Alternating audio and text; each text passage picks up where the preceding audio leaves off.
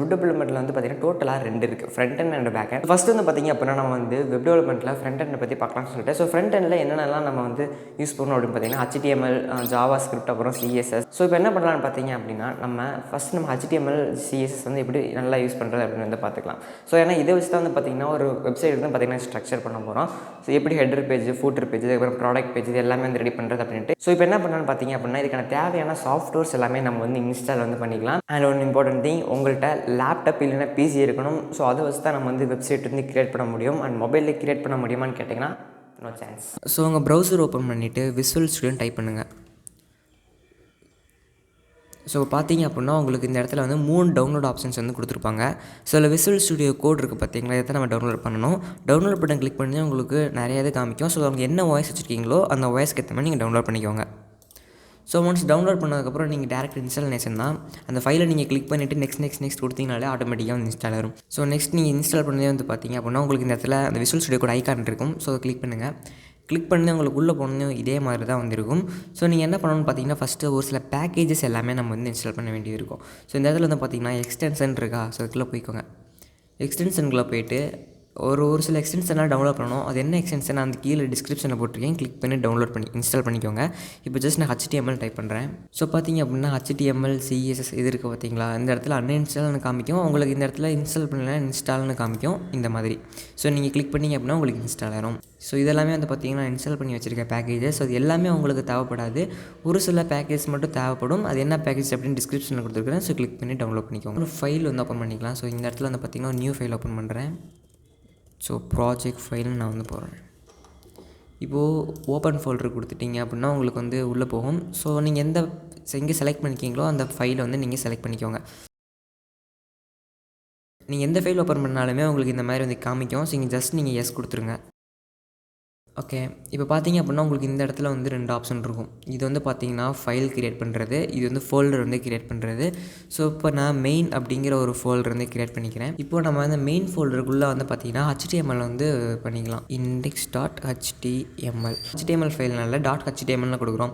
Suppose அது Python ஃபைலாக இருந்தால் .py, CSS ஃபைலாக இருந்தால் .css. ஸோ இந்த மாதிரி வந்து பார்த்தீங்கன்னா அதுக்கான இதை வந்து கொடுத்துடணும். அப்போ தான் வந்து பார்த்தீங்கன்னா அதுக்கு தெரியும் அது என்ன ஃபைல் அப்படின்ட்டு. வந்து ஒரு HTML ஜஸ்ட்டு ஒரு பேசிக்கான ஒரு HTML ப்ரோக்ராம் வந்து ரன் பண்ணி பார்க்கலாம். ஜஸ்ட் HTML டைப் பண்ணுங்கள்.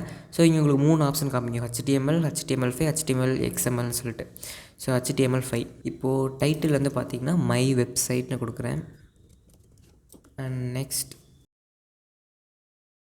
டைப் பண்ணிவிட்டு நீங்கள் இதை ரன் பண்ணணும். ஸோ நீங்கள் இதை எப்படி ரன் பண்ணி பார்க்கலாம் அப்படின்னா, நீங்கள் நார்மலாக ஒரு ஃபைல் வச்சுருந்தீங்க அப்படின்னா என்ன பண்ணலான்னா, ஜஸ்ட் நீங்கள் இப்போ கூகுள் ஃபைலாக இருந்துச்சுன்னா டபுள் கிளிக் பண்ணிங்கன்னா உங்களுக்கு வந்து ஓப்பன் ஆயிரும்.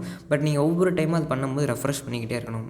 ஸோ இப்போ பார்த்தீங்க அப்படின்னா இந்த இடத்துல நான் அதை சேவ் பண்ணிக்கிறேன். சேவ் பண்ணிவிட்டு இப்போ நான் ப்ராஜெக்ட் ஃபைலுக்குள்ளே போகிறேன். மெயினில் இண்டெக்ஸ். ஸோ பார்த்தீங்க அப்படின்னா நம்மளோடது இருக்குது. இப்போ நான் டபுள் கிளிக் பண்ணுன்னு பார்த்தீங்கன்னா எனக்கு டேரெக்டாக வந்து டிஃபால்ட் ப்ரௌசரில் வந்து எனக்கு ஓப்பன் ஆயிரும். இப்போ நான் வந்து பார்த்தீங்கன்னா இதை அப்டேட் பண்ணுறேன். மை வெப்சைட் கீழே வந்து பார்த்தீங்கன்னா டுட்டோரியல். ஸோ இப்போ நான் சேவ் பண்ணிட்டேன். பட் ஆனால் பார்த்தீங்கன்னா எனக்கு இந்த இடத்துல வந்து மை வெப்சைட் மட்டும்தான் இருக்குது, டுட்டோரியல் இல்லை. நீங்கள் வந்து ரெஃப்ரெஷ் பண்ணணும். ஸோ நீங்கள் ஒவ்வொரு டைம் இது பண்ணும்போது பார்த்தீங்கன்னா ரெஃப்ரெஷ் பண்ணி பார்த்துட்டு இருக்கணும். ஸோ இல்லை அப்படின்னா நான் சொன்ன பேக்கேஜஸ்லாம் நீங்கள் இன்ஸ்டால் பண்ணியிருந்தீங்க அப்படின்னா இந்த இடத்துல கீழே வந்து உங்களுக்கு கோ லைவ் அப்படிங்கிற ஒரு பட்டன் வந்து இருக்கும். ஸோ அதை நீங்கள் கிளிக் பண்ணுங்கள். ஸோ கோ லைவ் கிளிக் பண்ணி வந்து பார்த்திங்கன்னா அதே மாதிரி உங்களுக்கு டிஃபால்ட் ப்ரௌசரில் வந்து பார்த்திங்கன்னா உங்களுக்கு ஓப்பன் ஆயிரும். ஸோ இப்போ என்னென்னு பார்த்தீங்கன்னா நீங்கள் ஒவ்வொரு டைமும் போய் ரெஃப்ரெஷ் பண்ண தேவையில்லை, ஆட்டோமேட்டிக்காக வந்து பார்த்திங்கன்னா வந்துடும். வீடியோன்னு போடுறேன். இப்போ நான் சேவ் பண்ணதே வந்து பார்த்திங்கன்னா ஆட்டோமேட்டிக்காக எனக்கு இந்த இடத்துல வந்து வீடியோ அப்படின்ட்டு தான் வந்துருச்சு. ஸோ இதே மாதிரி தான் நீங்கள் ஒவ்வொரு டைமும் இதில் வந்து என்னென்ன அப்டேட் பண்ணுறீங்களோ அது ஆட்டோமேட்டிக்காக வந்து பார்த்திங்கன்னா எங்கிட்ட ரிஃப்ளெக்ட் ஆகிட்டே இருக்கும். ஸோ உங்களுக்கும் வந்து பார்த்திங்கன்னா ப்ரோக்ராம் பண்ணும்போது ஒவ்வொரு டைமும் போய் ரெஃப்ரெஷ் பண்ண தேவையில்ல, உங்களுக்கு கொஞ்சம் ஈஸியாக வந்து இருக்கும். இண்டெக்ஸ் ஃபைல்லாம் இங்கே இருக்குது. இப்போ சிஎஸ் ஃபைல்லாம் நம்ம தனியாக போய் பண்ணணுமான்னு கேட்டிங்கன்னா கிடையாது. நீங்கள் இதுக்குள்ளேயே வந்து பார்த்திங்கன்னா எல்லாமே வந்து பண்ணிக்கலாம். இப்போ index.html போட்டிருக்கேன், style.css, நெக்ஸ்ட்டு script.js. ஸோ எல்லாமே வந்து பார்த்திங்கன்னா நீங்கள் இதுக்குள்ளேயே வந்து பண்ணிக்கலாம். ஸோ நீங்கள் தனித்தனியாக வேறு ஏதாவது ஏற்றணுமான்னு கேட்டிங்கன்னா எதுவுமே வந்து தேவைப்படாது. ஸோ இப்போ நான் சொன்னது எல்லாமே நீங்கள் இன்ஸ்டால் பண்ணியிருந்திருப்பீங்க, விசுவல் ஸ்டுடியோ கோட். அதுக்கப்புறம் அதுக்குள்ளே போய்ட்டு ஒரு சில பேக்கேஜஸ் எல்லாமே நம்ம வந்து இன்ஸ்டால் பண்ணியிருப்போம். எல்லாமே நான் சொன்ன எல்லா பேக்கேஜஸுமே இன்ஸ்டால் பண்ணிடுங்க. அப்போ தான் உங்களுக்கு வந்து கரெக்டாக வந்து ஒர்க் ஆகும். அண்ட் ஓகே, இப்போ வந்து பார்த்தீங்கன்னா பேக்கேஜ் எல்லாம் இன்ஸ்டால் பண்ணியாச்சு. நீ அடுத்த வீடியோவில் இருந்து பார்த்தீங்க அப்படின்னா எப்படி நம்ம ஒரு வெப்சைட் வந்து கிரியேட் பண்ணுறது அப்படின்றது பார்க்கலாம். ஜஸ்ட் நம்ம ஸ்டார்டிங்கில் சொன்ன மாதிரி ஹெட்டர் பேஜ், அப்புறம் ஃபூட்டர் பேஜ், அப்புறம் உள்ளுக்குள்ள ஒன் பை ஒன்னாக நம்ம அப்படி மூவ் ஆகலாம். அண்ட் இந்த வீடியோ பற்றின உங்களோட ஒப்பீனியன் கமெண்ட் பாக்ஸில் கமெண்ட் பண்ணுங்கள். ஏன்னா இதுதான் நம்மளோட ஃபஸ்ட்டு இந்த வெப் டெவலப்மெண்ட் பற்றின வீடியோஸ். ஸோ இதுக்கப்புறம் இந்த வீடியோ நம்ம ரெகுலராக வந்து கண்டினியூ பண்ண போகிறோம். உங்களுக்கு எத்தனை பேருக்கு வந்து இதில் இன்ட்ரெஸ்ட் இருக்குது அப்படின்னு நான் தெரிஞ்சுக்கணும் இல்லையா? ஸோ அதனால் மறக்காமல் கமெண்ட் பாக்ஸில் வந்து கமெண்ட் பண்ணுங்கள். அண்ட் மறக்காமல் லைக் கொடுத்துருங்க. ஸோ இதை வச்சு தான் அடுத்து நான் ஃபர்தராக என்னென்ன வீடியோ போடணும் அப்படின்னு வந்து டிசைட் பண்ண முடியும். நான் யூஸ் பண்ணுற அந்த கோடு எல்லாமே வந்து பார்த்தீங்க அப்படின்னா என்னோட GitHub பேஜில் வந்து ஸ்டோர் ஆகும். ஸோ நீங்கள் டேரெக்டாக என்னோட GitHub பேஜில் போய்ட்டு நீங்கள் வந்து ஆக்சஸ் பண்ணிக்கலாம்.